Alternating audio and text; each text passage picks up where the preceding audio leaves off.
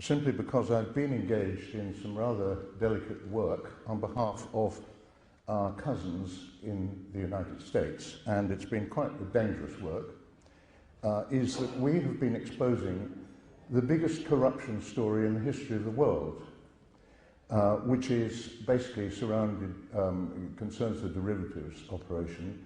All derivatives are fraudulent finance activity. The United States moved this week onto the Basel II norms, which means that all off-balance sheet transactions are illegal, and which means that the entire derivatives sector is worth zilch. Now, the reason that the pound in your pocket is a piddly little coin, which you can't even buy the Daily Telegraph with, is precisely because this leveraging and hypothecation and fraudulent finance activity has been taking place. Now, it was originated in the bowels of what I call the US intelligence power, and the proxy name for that is the CIA, but actually we're referring to 16, possibly 18 agencies which are subsidiary to the CIA, including the FBI. The brains behind this is Dr. Henry Kissinger, also known as Heinz. He's a triple agent. His Soviet code name is BOR, quite well known. We don't know what his pan-German code name is. We did not win the war. What happened was we finished Hitler off. We personalized the war, so we thought that when Hitler ceased to exist, Austin, at the Wannsee conference, the Nazi intelligentsia realized that there must be a 50-50 chance that the Germans would lose the war. And so what they did was they exported their big brains to Madrid. And in 1942, they set up what they called the German Geopolitical Center. Now, the German Geopolitical Center did nothing but think about what would happen if Germany didn't succeed in taking over Europe. And in other words, it was a long-term think tank, and they developed a long-range deception strategy called Europäische Wirtschaftsgemeinschaft, European Economic Community, published in 1942 in Berlin, is enemy of its member states. The European Union is, of course, not our friend, it is our enemy, and has been all along, because its purpose is to usurp our sovereignty and take us over. And in fact, what we now have, under Heath, we handed over general powers to an unelected group in Brussels, which is a self-perpetuating situation.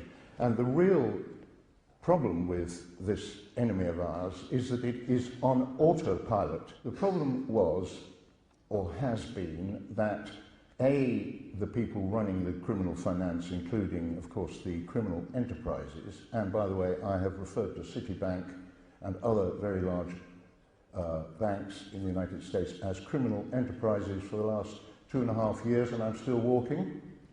And the reason for that is that if you go into the main courthouse in New York and you pull up Citibank, you would have to spend about 3 weeks taking down information about the court cases concerning Citibank and fraud, which are still before the court, and that's just one court.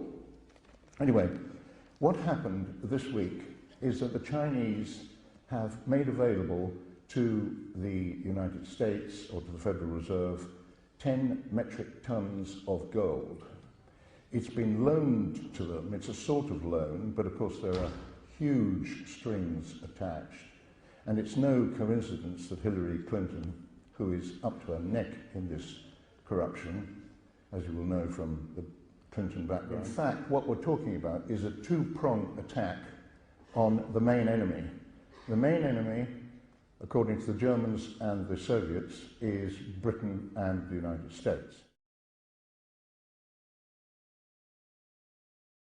I'm going to have to make a very big apology to my noble friend, the noble Lord Sassoon, because I'm about to raise a subject which I shouldn't raise, and which is going to be one which I think is now time to put on a higher awareness, and to explain to the House as a whole, as I don't think they have any knowledge of. I'm sorry the Noble Lord Strathclyde is not with us at the moment, because this deeply concerns him also.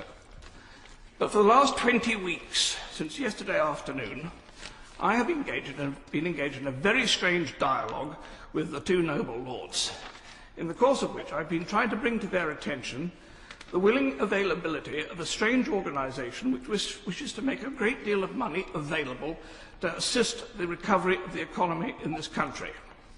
For want of a better description of their name, I'll call them Foundation X. It's not their real name, but it'll do for the moment. Foundation X was introduced to me 20 weeks ago last week by a very eminent city firm, FSA controlled, by its chairman who came to me, and its chairman said, we have this extraordinary request to assist in doing this major financial reconstruction. It's mega bucks, but we need your help to assist us in understanding whether this business is legitimate. I had the biggest put down of my life from the Noble Lord Strathclyde when I told him this story first of all. He said, why you? You're not important enough to have the answer to a question like that. And he's quite right. My Noble Lord, I'm not important enough. But the answer to the next question was, you haven't got the experience for it. Yes, I do.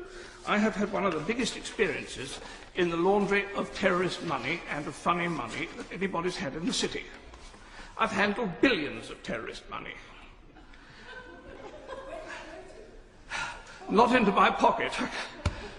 The biggest terrorist client I had was the IRA, and I'm pleased to say that I managed to write off more than £1 billion of their money. I've also had extensive connections with North African terrorists, but that's of a far nastier nature, and I don't want to talk about that because that's still a security issue. I would also, I hasten to add, it's no use getting the police in for me because I shall immediately call the Bank of England as my defence witness as they put me in to deal with these problems. So the point is that I was, in the course of doing this very strange activity, I got a very interesting set of phone numbers and references which I could go to for help when I needed it. And so people in the city have known that if they want to check out anything that looks at all odd, they can come to me and I can press a few phone numbers and get a reference. And so they came to me and asked me whether I would get them a reference and a clearance on Foundation X. And for 20 weeks I've been endeavouring to do so. I myself have come to the absolute conclusion that they are completely genuine and sincere, and that they are quite directly wishing to make the United Kingdom one of the principal points for which they will use to disseminate their extraordinary great wealth into the world at this present moment as part of an attempt to seek the economic recovery of the global economy.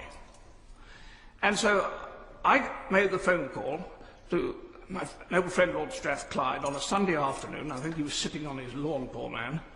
And he did the quickest ball pass I've ever seen. If England can do anything like it at Twickenham on such Saturday, we have a chance against the All Blacks.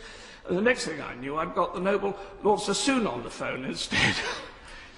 And he, from the outset, took the quite right, proper defensive attitude of total scepticism and said, this possibly can't be right. In the course of the following weeks, I had, first of all, the noble Lord Sassoon said, go and talk to the Bank of England. So I phoned the Governor of the Bank of England and said, could he please check this out for me? And he came back after about 3 days and said, you can get lost. I'm not touching this with a barge pole. It's far too difficult. Take it back to the Treasury. So I did. And within another day, the noble Lord Sassoon had come back and said, this is rubbish. It can't possibly be right. So I said, well, I'm going to work more on it. And then I had a meeting with the noble Lord Strathclyde, and I actually bought one of the senior executives of Foundation X to meet Lord Strathclyde. I have to say that as first dates go, it was not a great success. Neither of them ended up by inviting the other one up for a coffee or a drink at the end of the evening, and they didn't exchange telephone numbers in order to be able to follow up the call. In fact, I found myself between a rock and a hard place, represented by both a rock and a hard place, which were totally paranoid about each other. Because the Foundation X people have got an amazing obsession with their own security. they are expecting only to be contacted by somebody equal to head of state status, or somebody who has an international security rating equal to the top 6 people in the world. And this is such a strange situation. So both the noble Lord Sassoon and the noble Lord Strathclyde both came up with what should have been an absolute killer argument as to why this could not be true and we should forget it. Noble Lord Sassoon's argument first was that these people were offering evidence, or they claimed evidence, that they had lodged £5 billion with British banks last year. And they gave dates and they gave transfer dates and the details of these transfers. And as noble Lord Sassoon said, if that was true, it would stick out like a sore thumb. You couldn't have £5 billion popping out of a bank account without it disrupting the balance sheet completely. But I remember that about the same time that those transfers were being made, the noble Lord Miners was indulging in his game of rearranging the deck chairs on the Titanic of the British banking community. And if he had had 3 banks at that time, which had had, say, a deficiency of £1.5 billion each, then you'd pretty well have absorbed the entire £5 billion, and you wouldn't have the sore sum stick out on this at that time, because you'd have put £1.5 billion into each of 3 banks, and you'd have lost the lot, or absorbed the lot. That would be a logical explanation. I don't know. Noble Lord Strathclyde came up with a much different argument. He said, this cannot be right. This cannot be right, because these people said at the meeting with him that they were still effectively on the gold standard from back in the 1920s, and that their entire currency holdings throughout the world, which were very large, were backed by bullion. And the noble Lord Strathclyde came back and said to me, he's had his analysts working on it, and this has to be stuff and nonsense, because he said they had come up with a figure for the amount of bullion that would be needed to cover their currency reserves as claimed, which would be more than the entire value of bullion that had ever been mined in the history of the world. I'm sorry, but the noble Lord Strathclyde is wrong. His analysts are wrong, because what he had done was he had tapped into the sources which are available, and there is only one definitive source for the amount of bullion that has ever been taken from the Earth's crust, and that was a National Geographic magazine article 12 years ago. And whatever figure it was that they quoted was then quoted again by 6 other sites on the internet, on Google, and so everybody's quoting one original source, and there is no other confirming authority. But if you tack into the Vatican accounts of the Vatican Bank, you come up with a claim of total bullion. The noble Lord is into his 15th minute. I wonder if he could draw his remarks to a conclusion. The total value of the Vatican Bank reserves would claim to be more than the entire value of gold ever mined in the history of the world. Now, my point on all of this is that we have not proven any of this. Foundation X are saying at this present moment that they are prepared to put up the entire £5 billion for the funding and creation of the 3i recreation. The British government can have the entire independent management and control of it. They don't want anything to do with it. There will be no interest charged. And by the way, if the British government would like it as well, if it will help, they will be prepared to put up money for funding hospitals, schools, the building of Crossrail immediately with 17 billion transfer by Christmas if requested, and all these other things. These things can be done if wished, but we have to have a senior member of the government has to accept the invitation to a phone call to the chairman of the company concerned, Foundation X, and then we can get into business. And all I'm asking is that this is too big an issue. I'm just an aging, obsessive old peer, and I'm easily dispensable, but getting to the truth is not, and we need to know what really is happening here. My lords, we must find out the truth of this situation.